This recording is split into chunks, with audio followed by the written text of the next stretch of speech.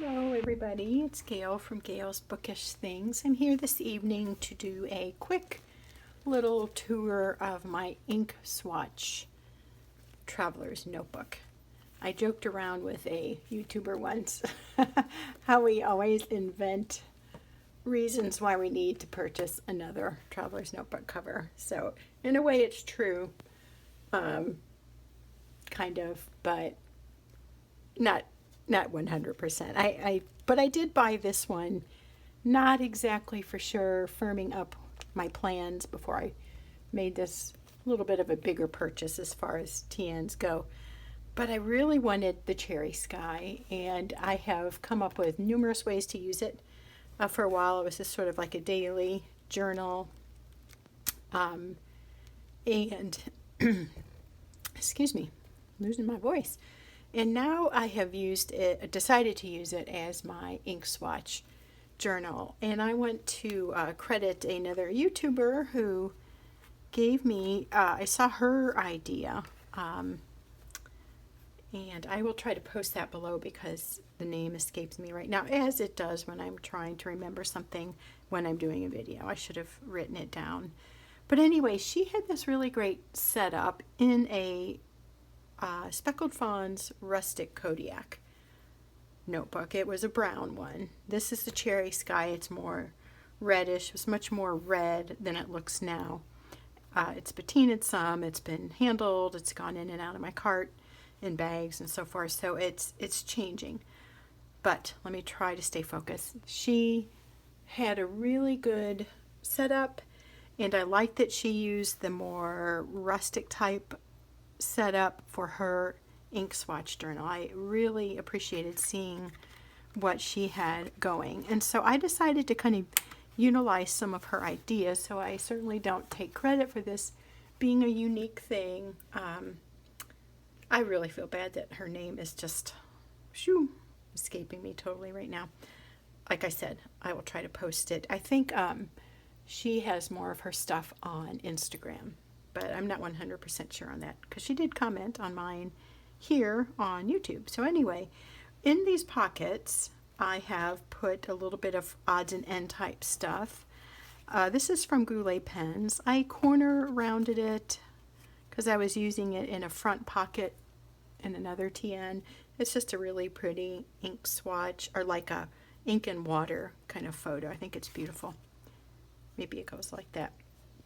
So I like to take that out and look at that. And then I just have sticky notes because sometimes you get an idea, something you want to buy, maybe a video you want to make, something you want to ask somebody, etc.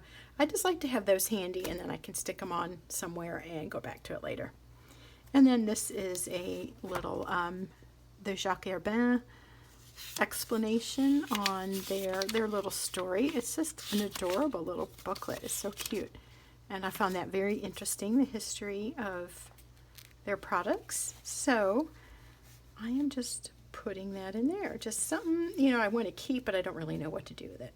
Someday I may be like, I can't stand all this stuff, and I'll throw it all out. But for now, it's part of the journey. And then this is just a cute little business card from Stamped and Sealed Company on Etsy, which is where I purchased this ink stamp. So I had seen this, somebody had something similar. I think it was at Just Scribble, and I really liked that, so I searched Etsy for something similar to what she had, if not identical, and came up with this. Took a few weeks to get here, maybe a month, but it's super cute, and I think I'll get a lot of use out of it. And that fits really nicely in this back pocket of this Chic Sparrow Cherry Skies Waypoint notebook. There. I like this secretarial pocket a lot. I find that easier to use than these. I don't typically use these that much, but in this setup, it's a fun little thing to have. And then I just took one of these binder clips and put this here, just a couple little ink doodads. This is the Roshizuku. Isn't that writing really cool looking? It probably means, it says something that I would like to know about, but I don't know the language, but I still think it's very pretty. So anyway, I keep that in there. And then this is from a TWSBI pen, just saying don't use alcohol to clean your pen. So anyway, just stuck that there because this is a traveler's notebook standard size insert. I wrote in here, I got this from Goulet Pens. It's a 52 GSM Tomoe River paper. I really, really like this paper. And I've used other paper that's the same kind, but for some reason, this feels different. And I like this paper a lot. It seems thinner somehow to me, and maybe it's because it's already crinkled up with some inks, and I'm liking that. It makes it feel different, more crispy or something. But I really like this. I was wanting to try out different kinds of papers when I first got into the fountain pen world, which has not been very long ago at all. But everybody was talking about Tomoe River paper, this and that. I'm like, what is the deal with Tomoe River paper? Well, it's a good paper when you're using fountain pens.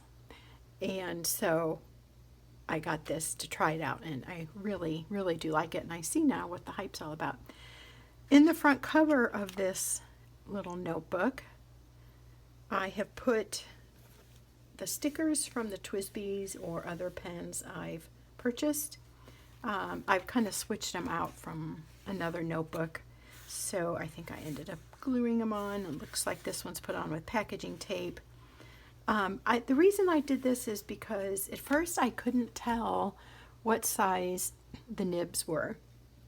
If you look really close, excuse me, at the base of a nib on a TWSBI, it's like right where it goes into the pen. So in order to not forget, I was just putting this here so I could look back and say, oh yeah, my orange TWSBI is a medium nib. All the other ones are broad except for the, what is that one called? Is it on here? It's the reddish one. It's like a red, but it's kind of a reddish pink. It looks kind of like that. Anyway, that helped me a lot, and it helped me learn the sizes just to keep referring back to this. But basically, I love the broads in that. The medium's okay. I've tried a lot of inks in it, and as they say, I don't hate it, but I definitely love the broads or the 1.1. But I find that the broad is broad enough for me, and I like a good wet, flowy dispersal, whatever, putting down of the ink. Anyway, so this is what I've done in the inside. Here's a couple more little doodads. This is from Noodlers. The Heart of Darkness ink that I bought recently came with this Charlie pen. I think that's what this is showing here. Although it says, yeah, anyway, looks just like, well, it doesn't look just like. It may or may not be the Charlie pen. I take that back. But this came with the Noodlers ink, and it has a list here of all the different inks. I thought that was kind of cool, and I just like the history emphasis on those. I don't have that little Charlie pen in front of me. I was going to show you, but anyway. And then this is from the Scotch Brown from Monteverde, however you pronounce that, ink. So I just like these little things. Sometimes I'll take stuff like this and glue it on a cover and make a collage cover. I may do that yet, so that's why I'm hanging on to them, but for now they're just kind of stuck in there. And then I have another one of those don't use alcohol ink stickers right here. It comes with the pen. It's not really a sticker, but I glued it on so I don't forget. Don't clean those pens with alcohol. I don't want to fog it up. So that's the inside cover. I started out with swatching the bottled inks that I had. So, or in the case of the Lamy Tourmaline, it was a cartridge. But it was actually full-size inks or cartridges I had. I just did that. And then I got a sample set from Goulet Pens, the Surprise Me ink sample sets in June. So I swatched those, and that's how I fell in love with the Aurora Purple which I went back and I guess I swatched it there afterwards. And I also really like the 54th Massachusetts, but I have read different opinions about that because it's kind of messy, but I really love how that flows out of my pens. This one I didn't like, the Ruil d'encre. It's too pink. It's kind of pale. Something here. Anyway, but mostly I just really enjoy trying these different inks. And then here's another Aurora purple. I'm not sure why I put that there. And then a couple more that I bought, the Scotch Brown and the Heart of Darkness. So basically that's what this book is going to be. Well, it started out being, now it's going to be kind of miscellaneous because I've also did a little challenge where I was supposed to swatch some favorite pencils and inks. And so that's what this is. Watercolors and so forth, which I really know very little about, but just was having fun with this friend on our little journal challenge. And then here I was writing out how I was writing my name here, Gail's Bookish Things, in the different inks, and also had my husband try out the pens. And then because I love how these pens feel, I was just writing whatever I could think to write. Here's some more swatching, and these are from Jen at Jen's TNs. She was so kind to send me a ton of inks to swatch, and one evening I just sat at my kitchen table and did all these. My hands were totally covered, but I had so much fun. It was like, you know, finger painting like you're 5 again or something, except you're using a different device. But anyway, I really enjoyed that. So thanks again, Jen, if you're watching. The one I asked her for, or she offered to send me, is the frog, which is gorgeous. It's so shimmery. But she sent me all these other fun ones. And every time I look at this, I'm like, oh my goodness, I need to get a bottle of whatever. But I haven't done that yet. She did recommend this Pilot Iroshizuku Kujaku, which means peacock in Japanese. And I did buy that, and I am loving that ink. It's got a neat shimmer too, which is always hard to tell if it's showing up. But it's almost like a coppery red undertone shimmer to it. So in the back, I've tested pens. I've also had my 14-year-old son try them. I'm trying to get him addicted to fountain pens because he's artistic, and I think he would appreciate it in time. Then this other person, whose name escapes me at the moment, had this in her book, and I thought, what a great idea. She has currently inked pens. So I have this listing, and I made a tab for it so I don't forget that I have a page where I am writing down which ink is in which pens. I think I have a total of 9 pens and 9 inks, with one of those being a cartridge ink. And what I did was I put the Scotch Brown in both my TWSBI orange, the clear orange, I'm getting ink on me from somewhere, and in my Benu Briolette, I also put the Scotch Brown. And I mentioned in a previous video that I was thinking one was the Diamine Sepia, and I was trying to figure out which was which. And then I looked at it earlier swatching. I was in a different book, not this one. And I was like, oh, duh, they're both Scotch Brown. That's why I couldn't distinguish between the two. They just seem slightly different because of how the nibs were putting down the ink. But I realized, okay, I had the same ink in 2 different pens, which isn't a serious crime, but I like to have all the few pens that I have a different ink. So if I want to try a different color, write with a different color, it's already inked up. So anyway, that's why I thought having an inked section would be good. And so what I'll do is, if I switch one of these out, I'll just put the date and say I take out the Organics Studio Frog and put in my Noodler's Green Marine. It'll be recorded here and I'll know which one it is. I don't have a ton of inks. Like I just said, I think I have 9 full things, and then I have several samples. So that would be the only mix-up if I use a sample, at least right now. If I accumulate more inks, this will be definitely more of a tool for me. This insert here is from, let me think, Paper Penguin Company.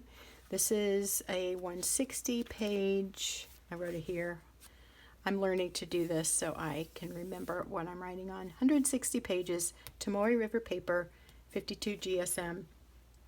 And this was from, and I should have wrote that here too, Paper Penguin Company. So she sells, I believe her name is Dominique, if I'm not getting companies mixed up, but she sells this bigger size Traveler's Notebook insert, which I bought originally thinking I would use it for a different purpose, but I thought this is a perfect size. It's here, it's waiting to be used, and it fits in the standard notebook that I already have.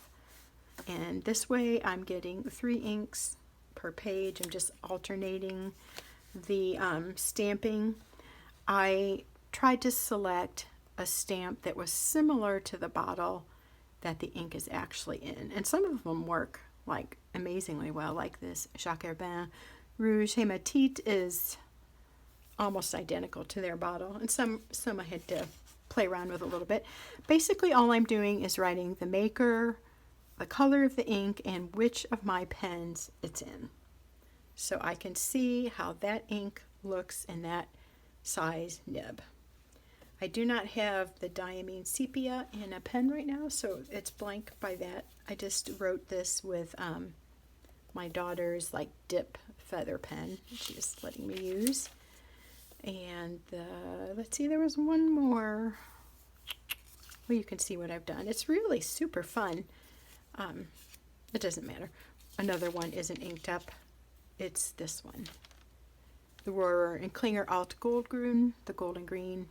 I don't have in a pen right now. I have like a couple different greens. I'm really like greens, so that's probably why. Let's see, what else? Oh, when you stamp these, if you decide to do something like this, get a waterproof stamp pad. So I used Stays On, I think it's called. And that way when the moisture, the wetness of your ink goes on your stamp, it's not going to smear the stamp. So let me move my board there. Anyway, that was a good idea that somebody showed me. Here I got a couple smudges. I tried to cover it up with a acrylic ink that I had on hand. And then here they don't have really one for cartridges, so I just use this feather ink thing for my cartridge, my Lamy Safari Lamy Tourmaline ink. And the cool thing about writing with this Lamy Tourmaline ink, I don't know if you can see it, it's a teal type ink, but it's got this, do you call it shading of pink? And that doesn't come up in my more everyday paper, but it shows up on this Tomoe River, and I love that. I like the different effects of ink. I like the sparkly, but I'm really drawn to the shading. Now, I don't know if that would be considered shading because it's two-tone. Tell me, correct me, please. I'm still learning all the lingo. But like this Alt Goldgrün, you can see how it's darker and lighter, and that just really appeals to me. And so I love that's showing up on this paper. So that's all I have. It does ink show through. The stamp shows through a little bit. And as you can see, some of the inks did as well, which surprised me a little bit. But I am perfectly happy with having a single page per 3 inks, 1, 2, 3, and not stamping on the back. Because this is 160 pages. Okay, knock on wood. I'm not going to ever fill this with the amount of full ink bottles that I have. So we'll see. Otherwise, what I will use in this is probably doing a little writing sample. I have a hard time keeping a book exactly what it's for. You know, I'm starting out with swatching, who knows. It's like what I did here. This was going to be my swatches. Then I decided I want to swatch them in the cute little bottles. But another thought, here I just have the big smears. I did a Q-tip with most of those except for the cartridge one. Maybe that's what I could do, is just show a big blob of the ink here, and then here just give a little more contained display of the ink. I don't know. Anyway, so I'm kind of starting over. This is kind of becoming more of the scratch pad for the different inks and other swatching I feel like doing. Then just to fill up this bigger TN, it can hold a lot more than I have in it. Let's see, it's got like I think it's got 4 strings, and it can really be bulked up. In fact, it may have 6. So it can hold a lot more, and I have put more in it. But as I said before, I wasn't using this notebook quite to the capacity I thought. And at first I thought I would use it for a December daily at Christmas time, or some of the holidays that have red as some of the theme colors. And I was going to have my Christmas shopping list in it, and like gift cards, you know, when you're shopping, ones that you want to use, or coupons, and just really bulk it up with all things Christmas. That didn't end up working out. I was gifted another Christmas December daily book, and I used that, so this went by the wayside for that purpose. I've used it in other ways, more of an everyday journal, but now it is my ink swatch journal. And Jen had asked to see this. It is a nice leather. It's that Waypoint leather.